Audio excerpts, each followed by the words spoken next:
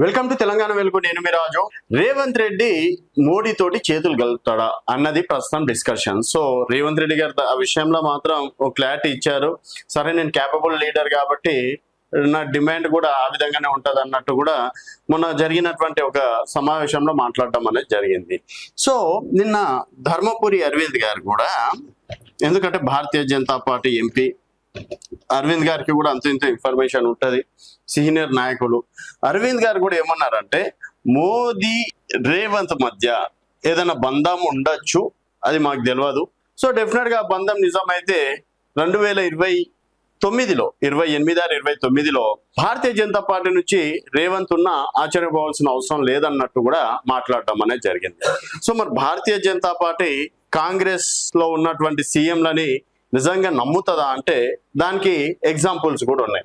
ఒకటి చూసుకున్నట్టయితే సువేందు అధికారి, ఏది మన పశ్చిమ బెంగాల్ ప్రస్తుతం సీఎం వీరు మమతా బెనర్జీకి రైట్ హ్యాండ్ లెక్కన ఉండే. సో మమతా బెనర్జీ తర్వాత ద పవర్ఫుల్ లీడర్ టీఎంసీలు ఎవరైనా ఉన్నారంటే అది సువేందు అధికారి. సో సువేందు అధికారి భారతీయ జనతా పార్టీలోకి వచ్చిండు. తర్వాత 2-3 సీట్లు ఉన్నటువంటి భారతీయ జనతా పార్టీని ఏకంగా 78 స్థానాల నుంచి 210 స్థానాలు గెలిపేయడంలో కీలక పాత్ర పోషించిండు. సో అట్లాంటి నాయకుడికి భారతీయ జనతా పార్టీ ఏకంగా సీఎంని చేయడం అనేది కూడా జరిగింది. సో ఇదొక ఎగ్జాంపుల్. రెండో ఎగ్జాంపుల్, ప్రస్తుతం అస్సాం సీఎం, మూడోసారి అస్సాం సీఎంగా అయినటువంటి హేమంత్ బిశ్వ గారు కూడా కాంగ్రెస్ పార్టీలో రాహుల్ గాంధీ టీంలలో ముఖ్యమైనటువంటి నాయకుడు. కాంగ్రెస్ పార్టీని అస్సాంలో పవర్ఫుల్ గా తీర్చిదిద్దినటువంటి నాయకుడు. అట్లాంటి నాయకుడు కూడా భారతీయ జనతా పార్టీలోకి రావడం, అస్సాంలో 3 సార్లు భారతీయ జనతా పార్టీ ఎగరడం, సో సీఎంని చేయడం అనేది జరిగింది. అట్లా కీలక నేతలను కూడా భారతీయ జనతా పార్టీ అవసరం ఉంటే అక్కడ అధికారం వస్తుంది, మనకు డెఫినెట్ గా లీడర్ తోటి అంటే అవసరం ఉంది, క్యాపబిలిటీ లీడర్ అనుకుంటే భారతీయ జనతా పార్టీ ఎక్కడ కూడా మిస్టేక్ అనేది చెయ్యదు అని చెప్పేసి కూడా చెప్పుకోవచ్చు. అట్లా ఈ 2 స్టేట్లేనా అంటే దాంతోపాటు ఒక 3 నుంచి 4 స్టేట్లు కూడా ఉన్నాయి. సో భారతీయ జనతా పార్టీ గనక అక్కడ టార్గెట్ చేసిందంటే తను కాంగ్రెసా లేకపోతే ఇంకేదా అనేది చూడదు.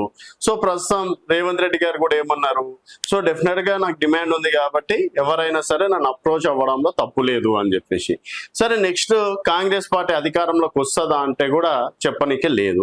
అండ్ రేవంత్ రెడ్డి గారు ఆ రోజు మాట్లాడుతూ ఒక హింట్ కూడా ఇవ్వడం అనేది జరిగింది. అదేంటంటే 2034లో రాహుల్ గాంధీ పిఎంని చేస్తా అని చెప్పేసి అన్నాడు.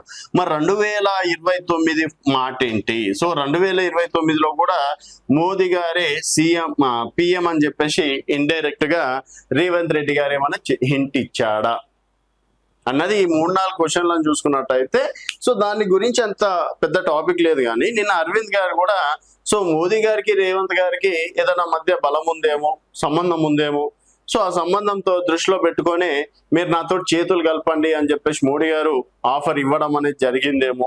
ఇక్కడ ఇంకోటి చూసుకున్నట్టయితే 2000 ఇప్పుడు నెక్స్ట్ రాబోయేది హిమాచల్ ప్రదేశ్. ఇప్పుడు కాంగ్రెస్ పార్టీ కేవలం 4 రాష్ట్రాల్లో మాత్రమే అధికారంలో ఉంది. రీసెంట్ గా కేరళలో కూడా వచ్చింది. దానికన్నా ముందు ఏంది, ఒకటి హిమాచల్ ప్రదేశ్. సో 2020లో హిమాచల్ ప్రదేశ్ లో ఎన్నికలు ఉన్నాయి. మరి అక్కడ కాంగ్రెస్ పార్టీ ఓడిపోతే పరిస్థితి ఏంటి? కేవలం మళ్ళీ 3 మిగులుతాయి. తర్వాత మళ్ళీ 6 నెలల తర్వాత కర్ణాటకలో ఎలక్షన్స్ ఉంటాయి.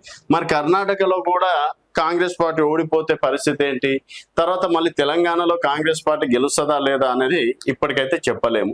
ఆ విధంగా అంటే ప్రస్తుతం కాంగ్రెస్ పార్టీ బలం గనక తగ్గుతూ వస్తే డెఫినెట్ గా ఏ లీడర్ అయినా సరే ఫ్యూచర్ ని దృష్టిలో పెట్టుకొని ఫ్యూచర్ ఏ పార్టీ తోటి ఉందనేది ఆ పార్టీ తోటే చేతులు కలపడం అనేది కూడా వేరే స్టేట్లలో జరిగినటువంటి విషయమే.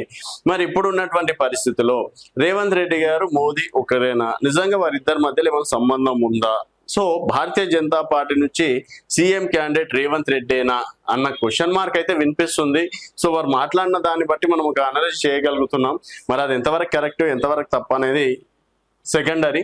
సో నిన్న అరవింద్ గారి మాటలను దృష్టిలో పెట్టుకొని అండ్ భారతీయ జనతా పార్టీ గతంలో టీఎంసీ కావచ్చు, ఆమ్ ఆద్మీ పార్టీలో నిన్న మొన్నటి వరకు కూడా మనకి రాజీవ్ సద్దా ఎంత పవర్ఫుల్ గా మాట్లాడారు. ఒక్కసారిగా క్రేజ్ పెరగడం అనేది జరిగింది. ఒక 5-6 నెలల తర్వాత ఆమ్ ఆద్మీ పార్టీ మొత్తాన్ని విలీనం చేసి భారతీయ జనతా పార్టీలో కలవడం అనేది జరిగింది. సో ఈ విధంగా భారతీయ జనతా పార్టీ ఏదన్నా చెయ్యొచ్చు అని కూడా నిరూపితం అయ్యింది. సో శివసేనలో కీలక ఉన్నటువంటి ఉద్ధవ్ ఠాక్రే కావచ్చు, తర్వాత అట్లాంటి నాయకులలో కూడా శివసేనను కూడా రెండు విభాగాలుగా కూడా విభజించడం అనేది కూడా జరిగింది. సో మరి రేవంత్ రెడ్డి గారు నెక్స్ట్ భారతీయ జనతా పార్టీకి ఏమైనా వస్తున్నారా? నిజంగా మోడీ మనసులో ఉన్నటువంటి మాటనే మొన్న చెప్పడం అనేది జరిగిందా అనేది మీ అభిప్రాయాలు కింద కామెంట్ రూపంలో తెలియజేయండి. చూస్తూనే ఉండండి తెలంగాణ వెలుగు.